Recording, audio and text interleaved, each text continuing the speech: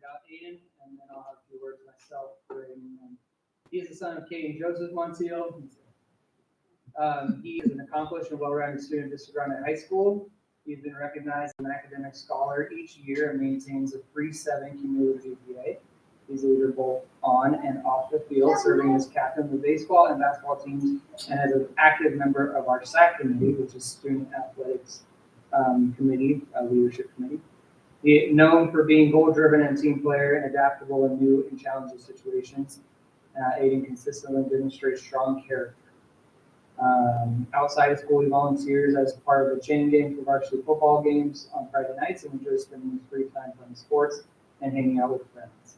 After graduation, he plans on attending CAC to pursue playing baseball in hopes of pursuing the sport as far as he can take. When it is time to hang up the cleats, he aspires to become a firefighter. Aiden's favorite motto is control what you can control. He would like to thank God and his parents for guiding and preparing him for his future, as well as his siblings and coaches for shaping him into the young man he is. I'd also like to add that he and the Vista Grande baseball team this weekend were part of the annual Veterans Day tournament, which they were able to walk away as champions this weekend. So we're very proud of them there. So this is our student of the month.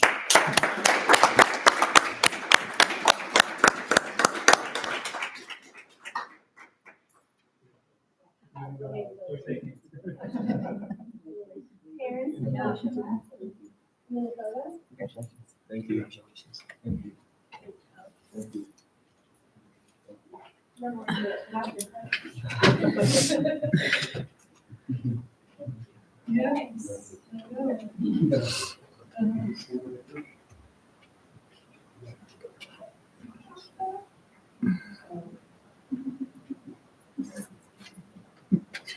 And it'll be on our Facebook page, so you can grab it there. Okay. All right.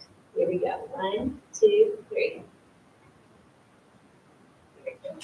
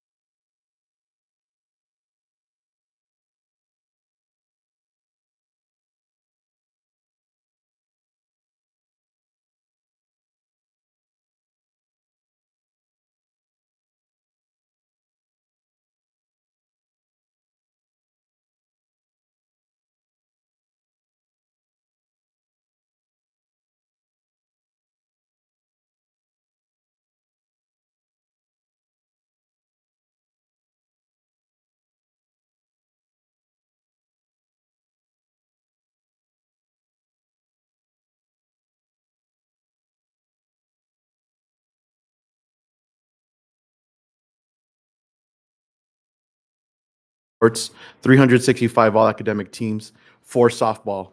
Beyond the field, she has been active and engaged in member of the 4-H, FFA, DECA, National Honor Society, and Best Buddies, and she currently serves as student body vice president.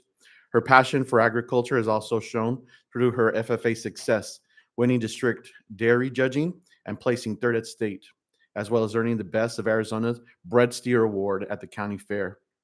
Guided by her unwavering support of her dad, Kenny Vance, mom, Erica Felix, and stepdad, James Felix, Olivia is grateful for the encouragement that has fueled her growth both as a student and as an athlete. After graduation, she plans to continue her softball career at a college level while pursuing a degree in agriculture and agricultural business. Olivia's softball coach, Desiree Gill, shared that Olivia is such a special young woman whose work ethic and heart shine through everything she does. From her dedication in the classroom to her passion for FFA, her involvement in so many clubs on campus, and her leadership on the softball field. I've had the joy of coaching her since she was a freshman year and watching her grow into the confident, hardworking, and kind person she is or has been one of the greatest rewards of my career. I'm so thankful for her and her family for letting me be part of her journey. Congratulations, Olivia Vance.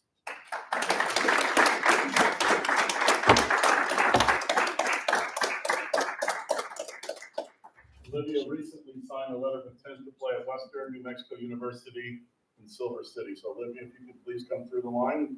The board members would like to shake your hand and congratulate you. Thank you. Parents.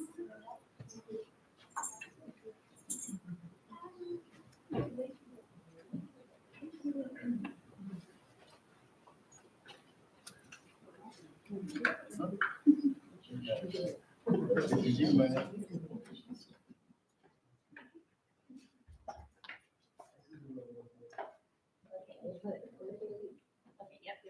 All right, here we go. 1, 2, 3.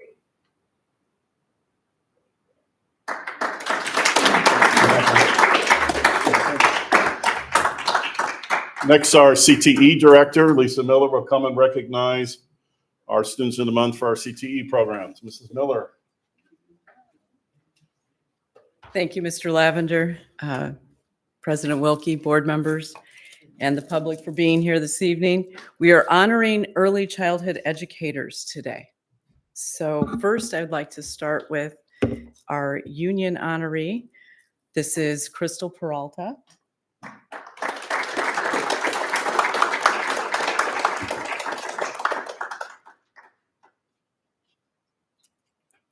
And her father is Manuel Peralta, and it looks like you've got a little fan club with you tonight. She was nominated by her teacher, Laura Salter. She's always volunteering to help out, and her enthusiasm motivates everyone in the classroom. The preschoolers love spending time with her as her positive interactions make each child feel special. Her humor is great, and it is a joy to have her in class. So this is the best thing a teacher could say. So come on around, and I'm sure everybody wants to congratulate you.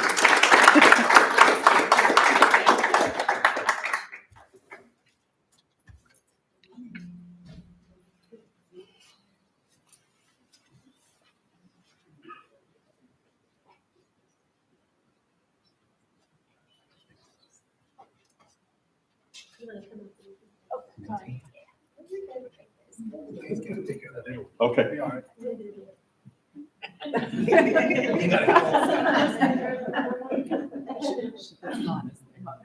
right, here we go. 1, 2, 3.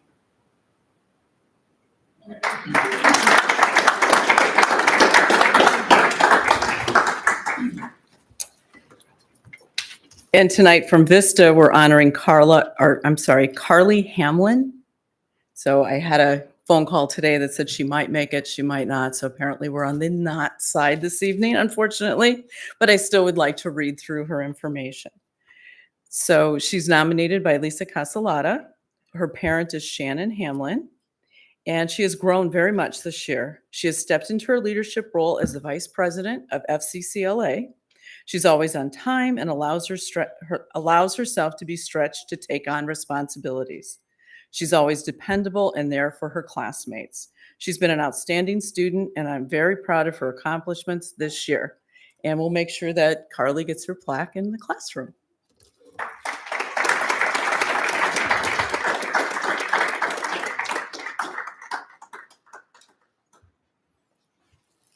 Mr. Lavender, back to you for recognitions. So for our Employee of the Month, I'm going to ask our athletic director from Casa Grande Union, Mr. Randy Robbins, to come forward to recognize Ben Gutierrez, our November Employee of the Month. So Mr. Robbins. I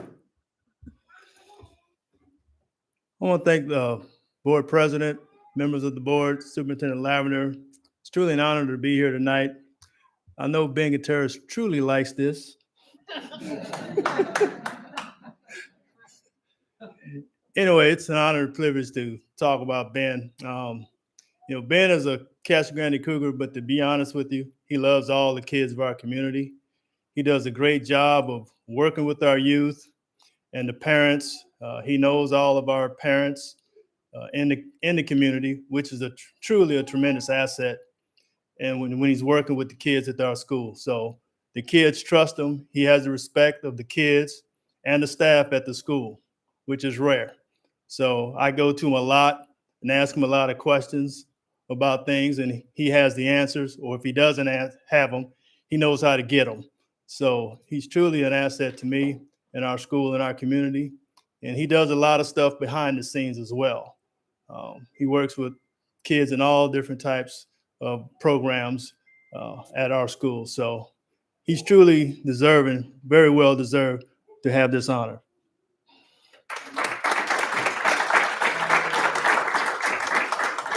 So I've known Ben for 25 years, or probably even more than that.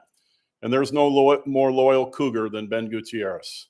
He celebrates all of Casa Grande Union's accomplishments on the athletic fields, in the classrooms, the students. He is always celebrating, promoting this school. And I think back to December of 2021 when Union won the state football championship. And I saw these two individuals at center field embracing each other, because this is really the core of the belief that they could win a state championship started.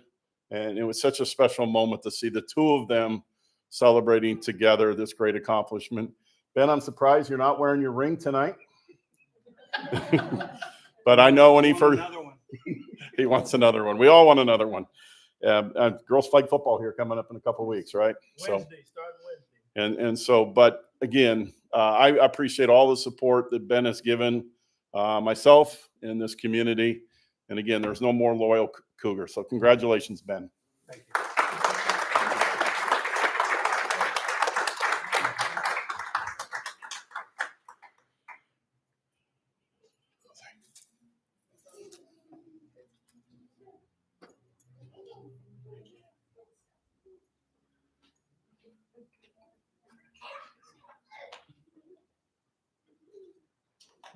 All these blue shirts. I was going to say, Jim, you're out of wardrobe.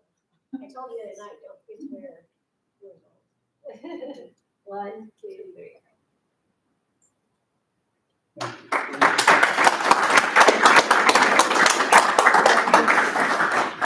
Mr. Lavender, back to you for your report.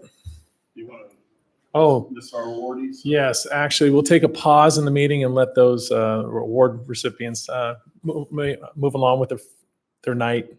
Thank you for coming. Unless you want to stay, we'd love to have you, but where are you going, Randy?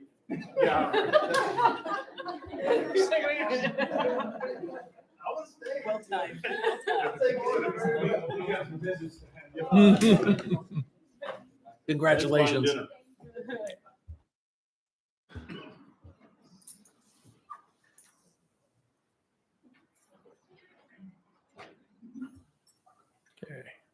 Mr. Lavender, back to you. Thank you, President Wilkie, board members. For my report tonight, I've got several items I wanted to cover. The first, I think if you remember a year ago, a lot of you probably were just starting to hear called this word called AI, and what AI meant and the implications of AI. And obviously AI has exploded this last year, and we're only seeing the beginning of it. And so Mrs. Clement, our Director of Curriculum Instruction, is putting together an AI task force. This committee will help ensure a thoughtful, well-informed approach as we begin integrating AI into our educational practices with intentionality. The committee will use CGU Union High School's generative AI guidance document to inform decisions and support implementation. We really do have to come to an understanding of how to use this tool, how our students can benefit from it, but at the same time, how students can continue to show their own work. I know my middle school English teacher is amazed how well I can write now, because I can just take a paragraph, put it into AI, and go, wow, it really sounds good. So it's amazing the type of things that it can do, but it really has to be something that supports students and our instruction. So if people are interested in being a part of the task force, please contact Ms. Clement. I want to thank Dave Griffiths, Ralph Bellock, who wasn't able to be here tonight, Jennifer Portson, for all the work they did for our community football game on October 24th. The football field that night looked wonderful, even with both logos at the 45-yard lines. There's a cute story behind that story in which the person missed by 5 yards, so we did multiple logos both ways. It really turned out really nice. But Dave and his team put up the big screen. We were able to highlight our athletes that night. We were able to highlight our our staff that have more than 20 years, between 20 and 25 years of experience, and then 25 years or above. And I think, Mary, you had the record that night, 43 years. 44 years. And so I thank Mrs. Jordan and Mrs. Harrington for joining us that night to recognize the staff. I thank Jennifer for all the work that she did organize. And it really was a really nice community evening that night, not only to showcase our two football teams, but to showcase our hardworking staff. And so Dave, Ralph, as well as Jennifer, thank you. I also want to thank Kamisha Guy for all her work in putting together the tailgate event that took place that Wednesday night. We had about 300 people show up. It was a nice event. And also on Wednesday night, she is organizing a Veterans Living History event at our Vista Grande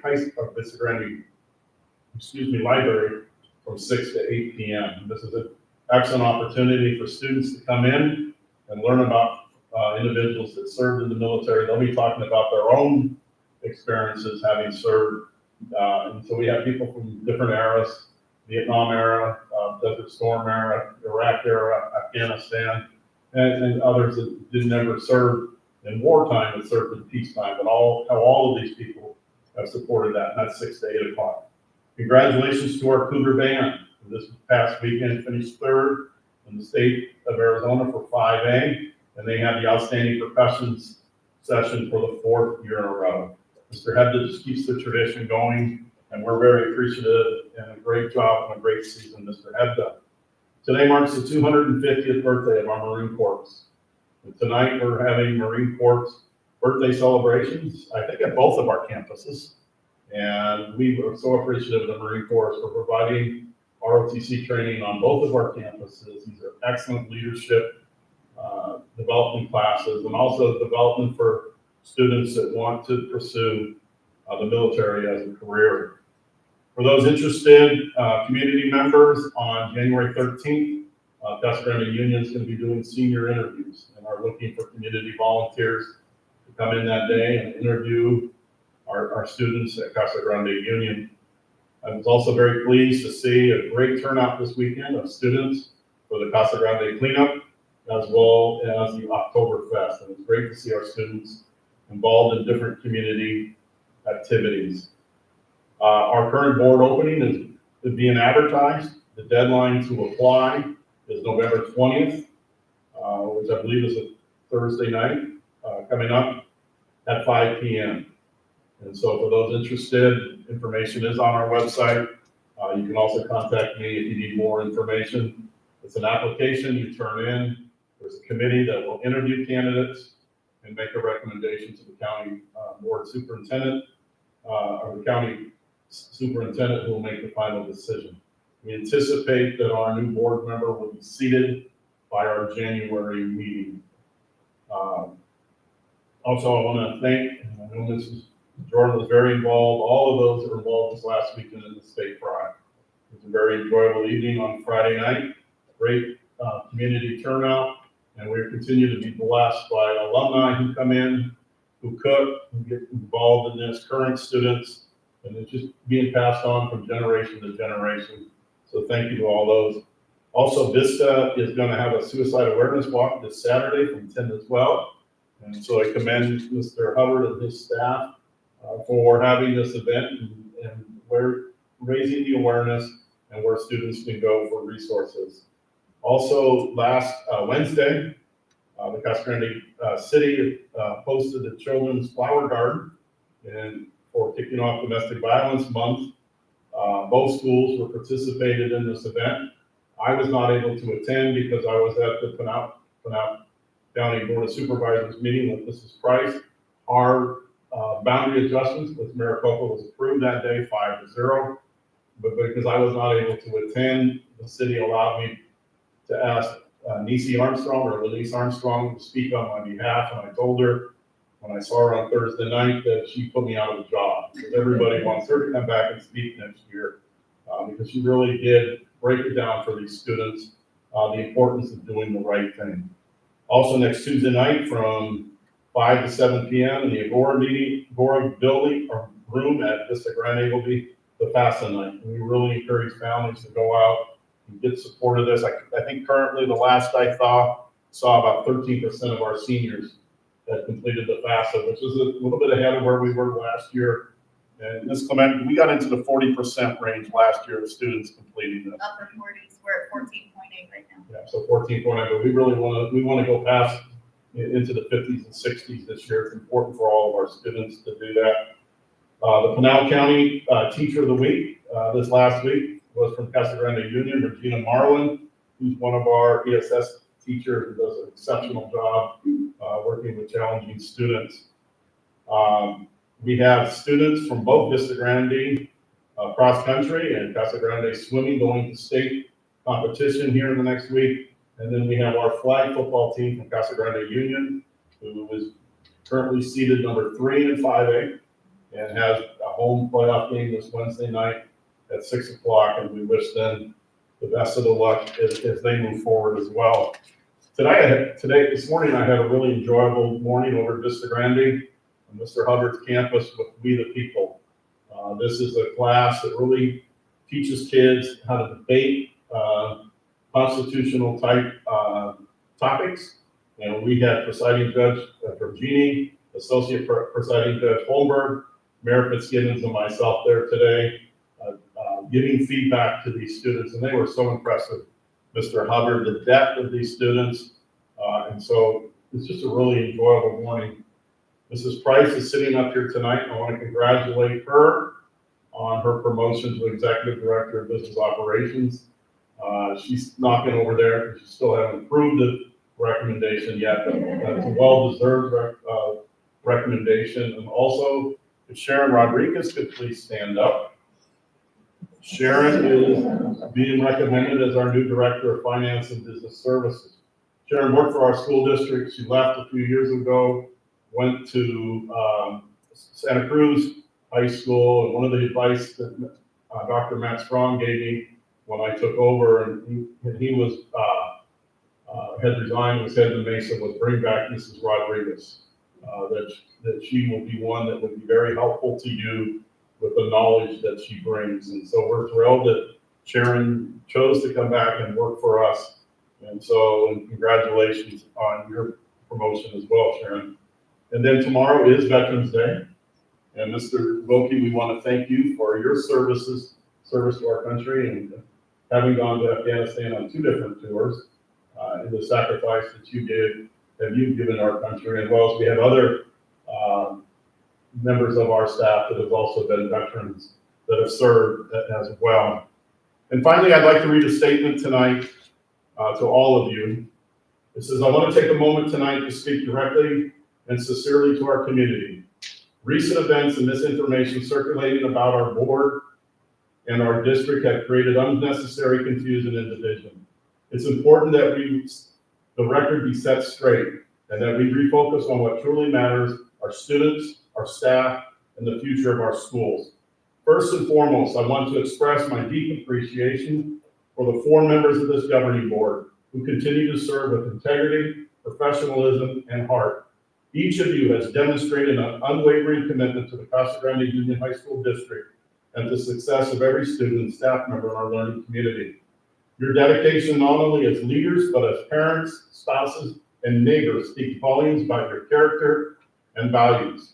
I've had the privilege of seeing firsthand faith and compassion that guide your decisions. You live those values daily through service, fairness, and respect for others. Even when unfairly criticized, that to me is the truest expression of faith and leadership. Public service is not for the faint of heart. You've endured political attacks, vandalism, and baseless accusations.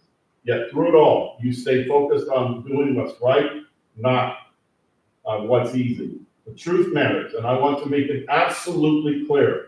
This board did not waste taxpayer dollars on transportation. The increase was $94,000, not $1 million figure that was irresponsibly spread online. Facts still matter in this district, and our students deserve nothing less. While some former members have felt unheard and excluded, I've watched this board extend grace, patience, and genuine efforts to collaborate, despite often being met with hostility in return. Disagreements should be resolved here through an open dialogue in government, not through social media posts that divide our community. I took the unusual step of correcting this information online because our community deserves transparency and truth. Despite repeated invitations for open conversation, those spreading falsehoods chose silence. That was a missed opportunity for understanding and healing. As we look ahead, we have important work to do, including appointing a new board member who represents the integrity and unity our community values. The last election showed clearly that our residents are tired of toxic politics and are ready for collaboration over conflict.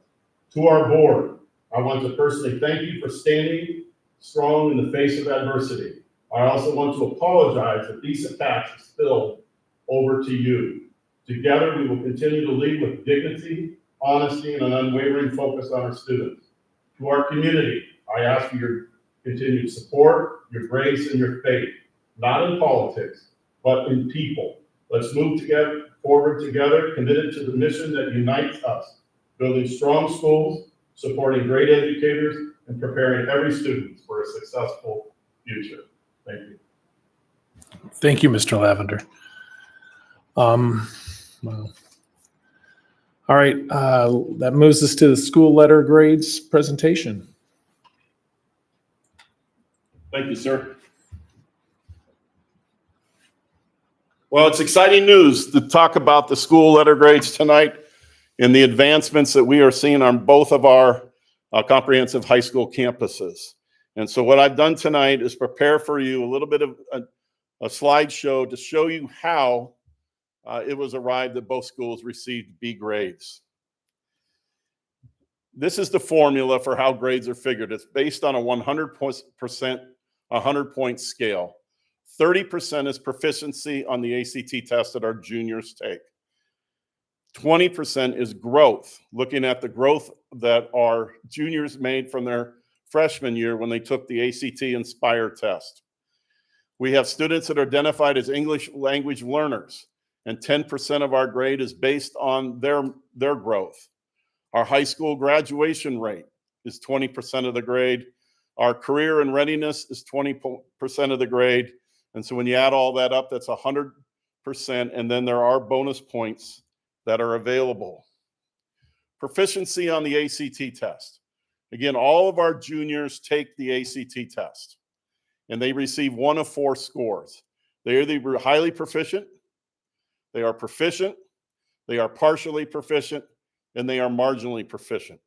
Reminder, the ACT test is a college predictor test and how our students who are juniors would fare if they went directly to a university like Arizona State University, Northern Arizona University, or even the University of Arizona.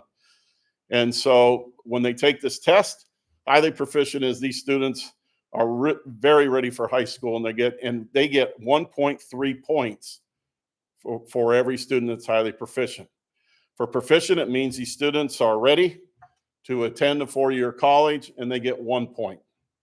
6.6 is these students were probably should be looking at starting at a junior college like Central Arizona College, Mesa Community College, or a school like that, and being in a smaller environment rather than start off directly in a high school environment. For those students, we get that score partially proficient, we get 0.6 of a point.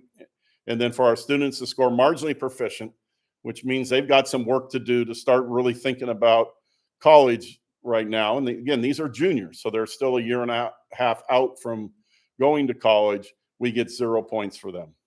So you take all our junior scores, you take the scores, the 1.3s, the 1s, the 0.6, and the 0s, you add up all those points, divide it by the number of students, and that's where we get the points. So you'll see that Vista got 11.71 out of the 30 points possible. Does everybody see that? Mr. Wilkie, do you need? Yep, got it. And then Casa Grande Union got 13.39 out of the 30 points possible. And again, these are numbers that, as we look at our performance, this is the area where we need to make the greatest growth, is the number of students scoring at the proficient and highly proficient levels. Because if every student scored at the proficient level, then we would have 30 points in that. And so obviously this is an area of concern, but there is more to determining a grade than just the overall academic performance of the students. There's growth. And I think this is the fairest thing that they do, which is, I think I put 30% there, but I actually think the number is 20%. If my number, it's 20%. So there's an error where it says 30%. So what happens here is our students take the ACT Aspire test their freshman year, they receive a score. Then they take the AC test their junior year. Students are only compared against students that receive the same score their freshman year. So if you received a 100 score your freshman year, you're compared against other students that received the 100 score. If you received a 50, you're not compared against students that received 100. And if you received 150, you're not compared. It's students that scored like. And so what they do is they break you into 3 different percentiles. Those with high growth, because they start with the student that had the greatest amount of growth, which is the 99th percentile, and the student with the lowest amount of growth, which is the 1st percentile, and they put them on a scatter plot from 99 to 1. And so students that are between the 67th and 99th percentile, that is considered high growth. Now, what the state does in this case, if you are marginally proficient, you receive 2 points. If you're in that, because you're moving up and you're jumping things there. If you are partially proficient, you receive 1.8 points.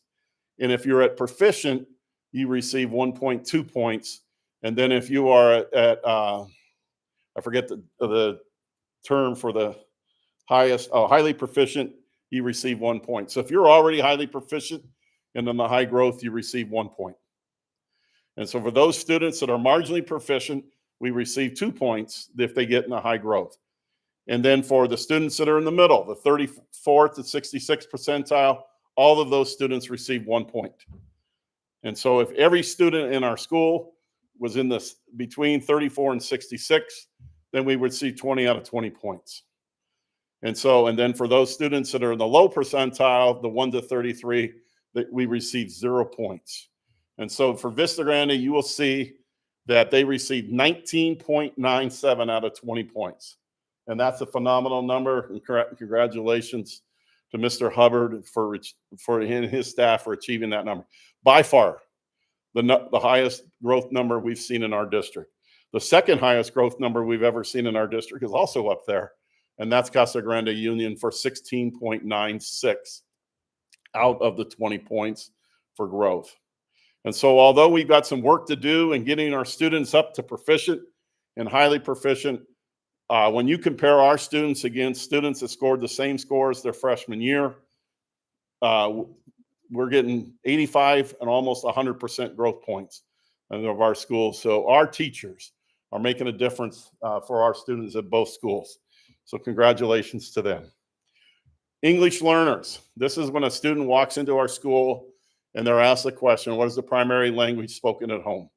If the parent puts anything down besides English, French, Spanish, German, they are an English learning student. And they are in the program until they are proficient, which is the 50th percentile.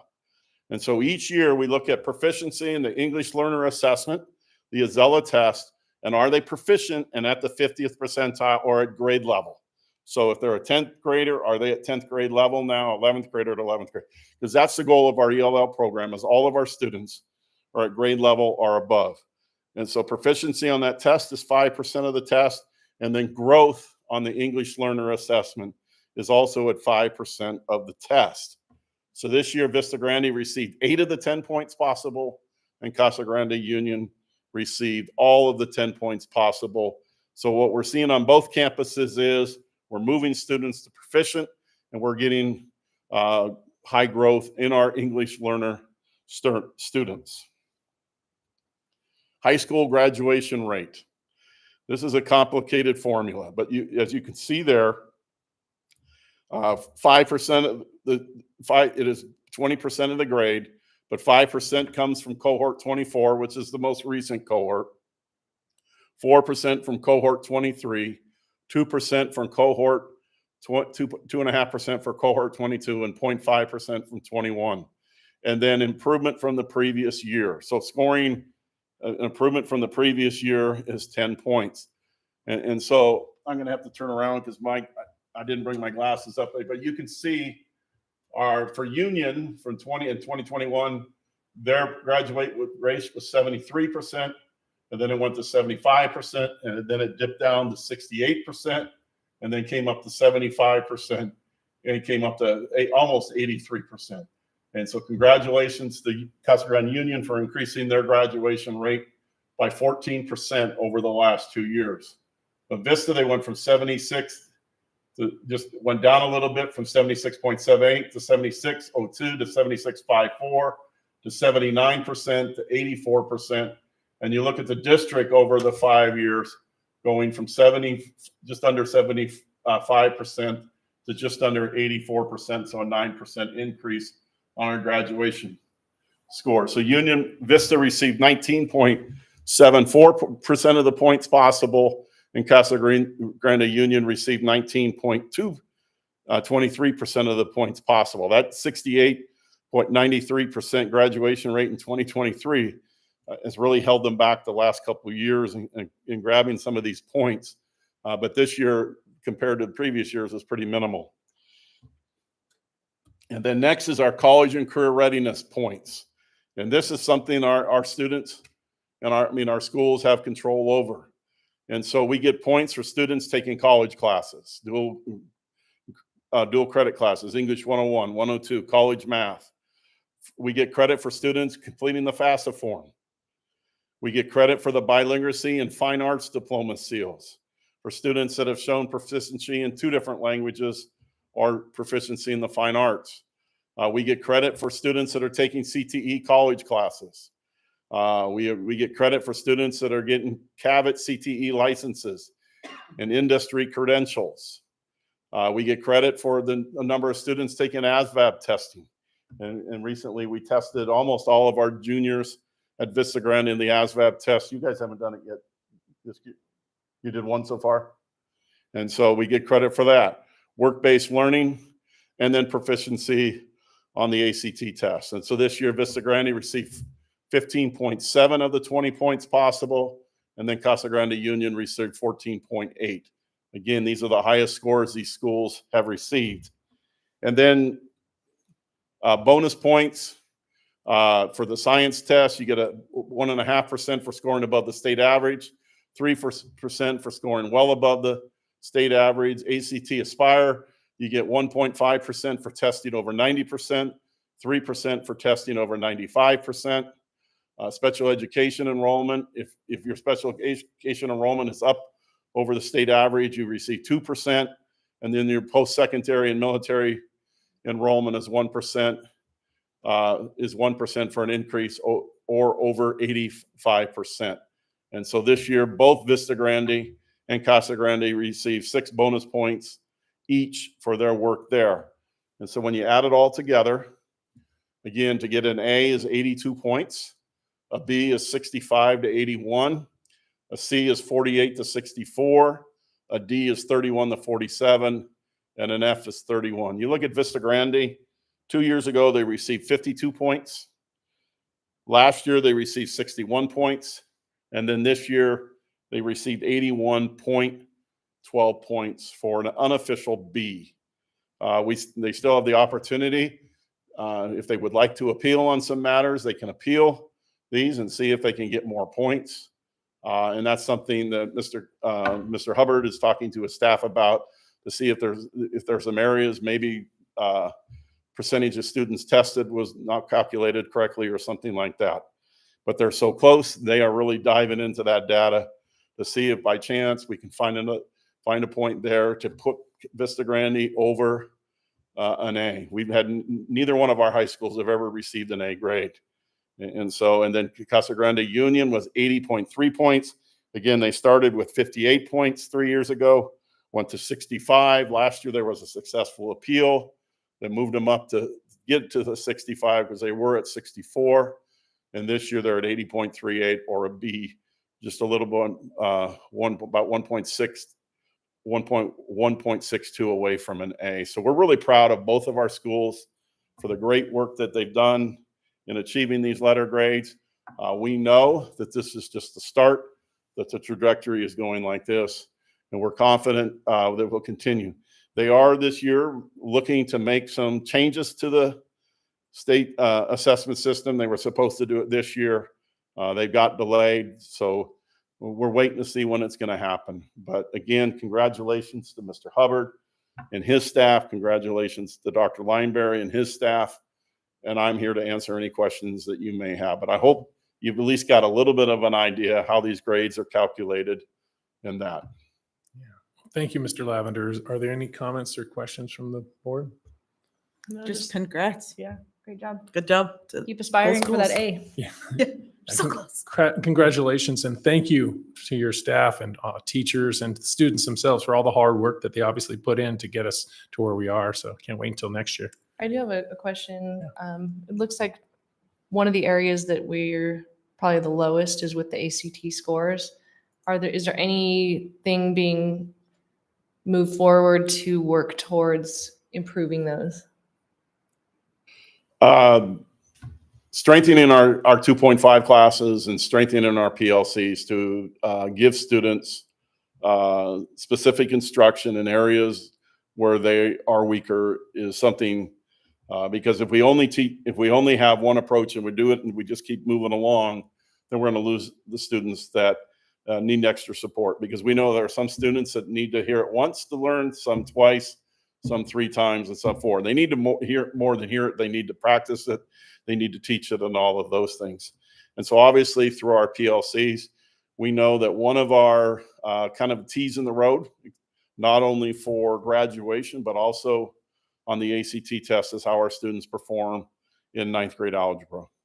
And so our failure percentage in 9th grade algebra for the last few years has been in the high 30% range. And so we're monitoring that. We're providing extra support. We're providing math intervention classes this year to freshmen that we know that are struggling in that, and trying to help bring that percentage down, because we know that if students are successful in high school algebra, that it is a far greater likelihood that they will graduate than students that are not. And also the online platform, and so I'm standing up here. I'm drawing a blank. Natalie, help me, the online Excel. Huh? IXL.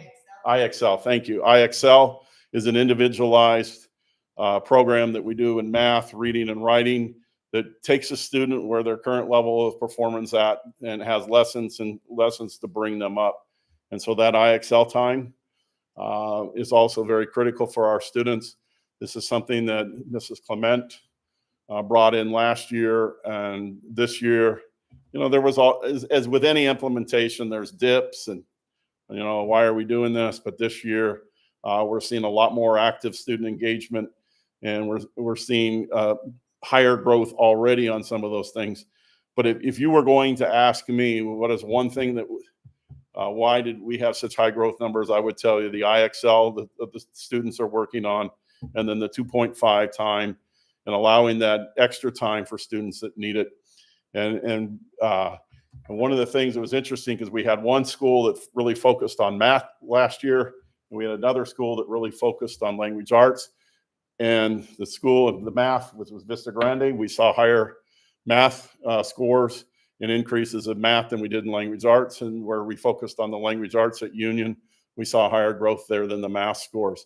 And so we know the things that we are doing, if implemented correctly in our partnership with White River School District, in which we recently took another team up there. So we've had 3 teams go up there now, is something that will move the needle. We just have to remain diligent to it and remain focused on it. And as we continue to climb on that, we need to stay with it, because we've seen what 20 years of strong PLCs and all that is done for the White River School District, and one of the highest performing school districts in the state of Washington academically, but on top of it for growth. And they receive the awards there. We know, but it's been a 20-year journey. And we know we're building shade trees for shade that some of us will probably never enjoy because because the shade is going to come 5 and 10 years from now and things like that. But sticking with it and sticking with the plan and what we developed through our new mission that all of you helped us adopt last year will be critical. I know that was a long answer. Thank you. Any other questions or comments? Thank you, Mr. Lavender. That'll take us to Rep's presentation. And I believe Mrs. Clement is this is an exciting thing that I was recently attending an athletic directors meeting for AIA, and they talked about an exciting CTE program. And so I'll turn it over to Ms. Clement now. Good evening. I am pleased to present to you this opportunity that we have. And if you approve this, we will be able to launch in January. It is an intro to sports officiating course.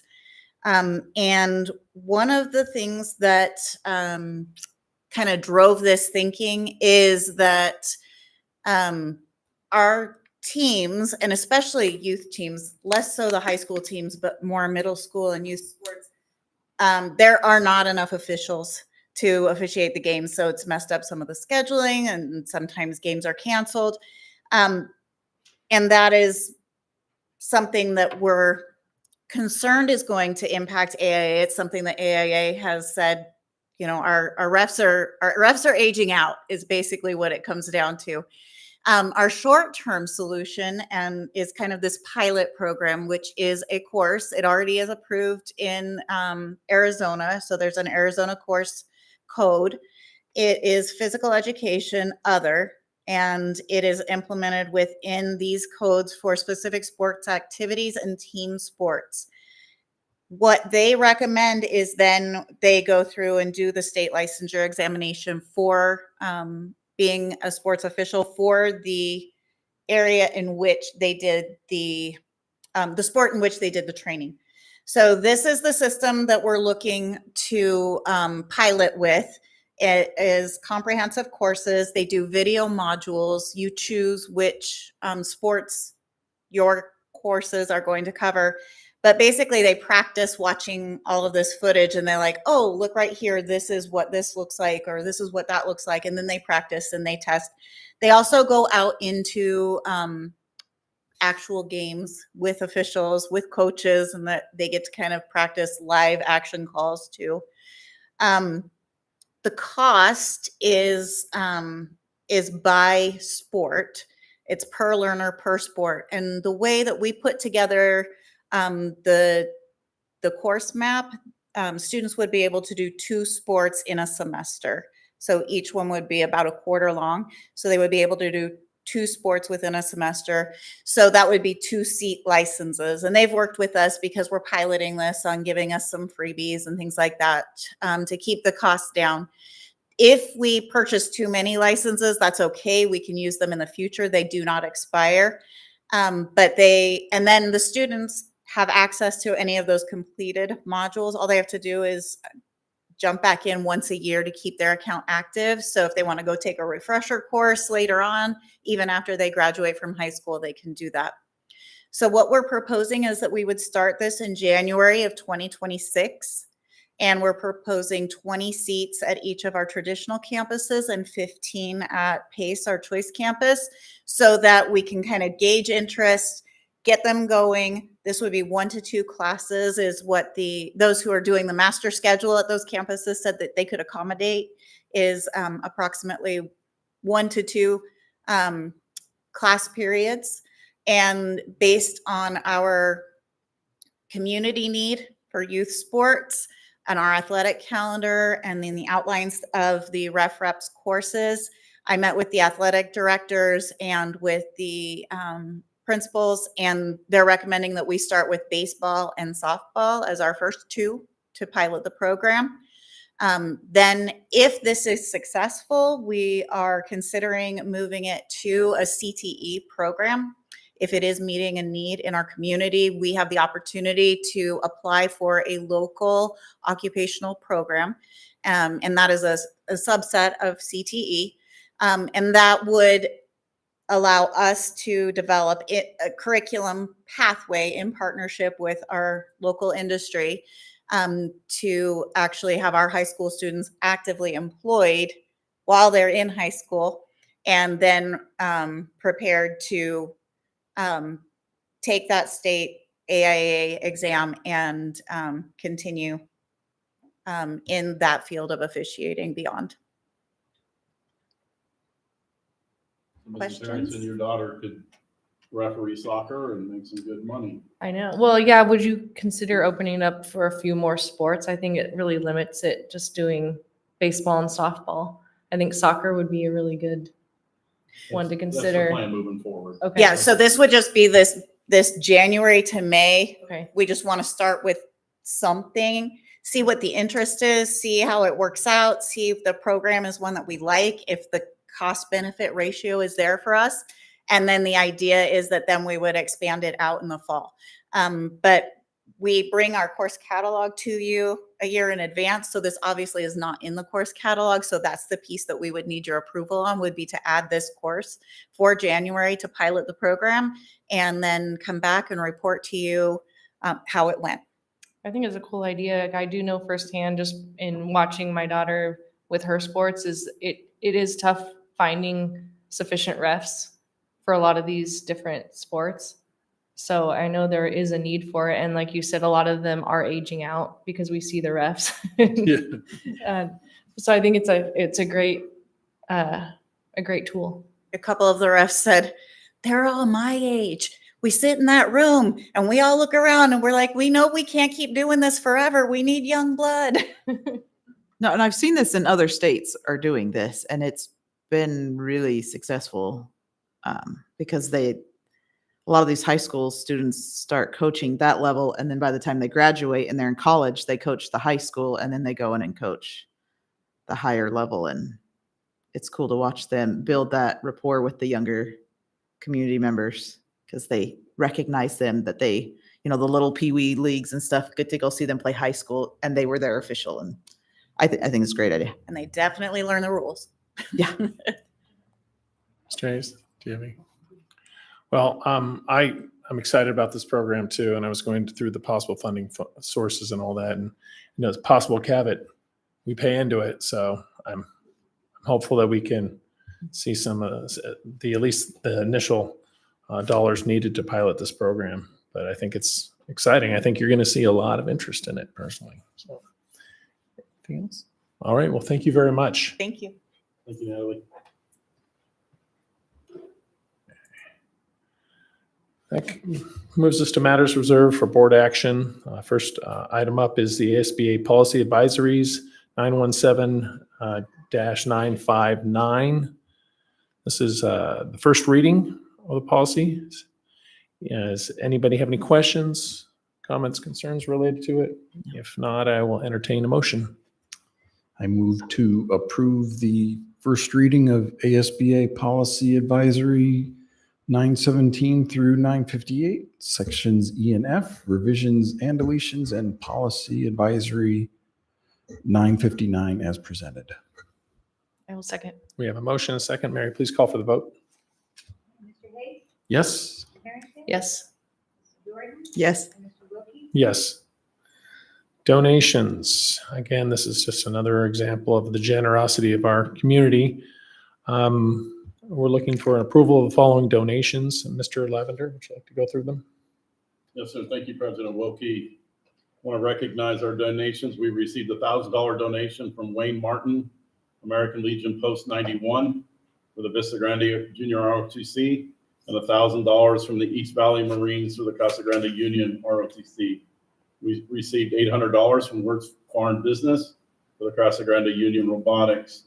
The McKinney-Vento program, we received a community partner donation from Help Now Arizona of hygiene products valued at $150 from Mindy Pieper, and $2,300 in gift cards from Hexel. Help Now is a nonprofit charitable organization that provides daily nutritional snack breaks, help snacks to homeless students. This isn't a full meal, but rather some food to help students get through the time between the end of the school day and the next morning. when they receive breakfast and lunch at school. Each month, help snacks are delivered in plastic totes, and empty totes are swapped for new ones. There are no fees or contracts involved, and no data is exchanged other than the district's current homeless counts. And I want to thank Mrs. Olva for all her work in securing those essential donations for our students. Also receiving donations of $69.88 from Ohio Pile Prints. And then the Rotary Club was very generous this year. From the Oktoberfest, they donated $100 to $1,000 to the Casa Grande FFA, $1,000 to the Casa Grande Union Spirit Line, $1,000 to Casa Grande Union Construction, $1,000 to the Casa Grande Union Marching Band, $1,000 to the Vista Grande Key Club, $1,000 to Vista Grande High School Student Council, and $1,000 to the Casa Grande Union. And this is our district team for our Trap and Ski Club. And so very thankful to all of these organizations for their generous support. Any comments or questions from the board? Just want to reiterate how helpful all of our students were at the Rotary Oktoberfest. And then they actually joined us for our most recent meeting for lunch, and they were given their big checks. And so they had a representation from each group, and it was really great to see all of them there. So thank you to both schools for continuing to support the community. And thank you for all the generous donations to the district. With that, I will ask for a motion. I move that we approve all the following donations as presented. I second. We have a motion and a second. Mary, please call for the vote. Mr. Hayes, Yes. Mrs. Harrington, Yes. Mrs. Jordan, Yes. and Mr. Wilkie. Yes. Thank you very much. Moves us to consent agenda portion of our meeting here.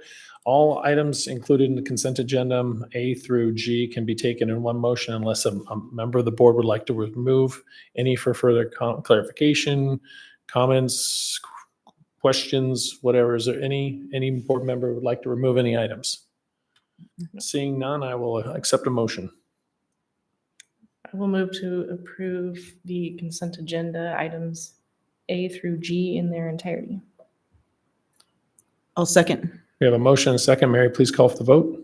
Mr. Hayes, Yes. Mrs. Harrington, Yes. Mrs. Jordan, Yes. and Mr. Wilkie. Yes, and that brings us to the conclusion of the meeting. Thank you very much for coming. Well, call to public. I did not receive any notices for anybody who wanted to speak tonight. So seeing none, this meeting is adjourned. Thank you. Thank you. Thank you.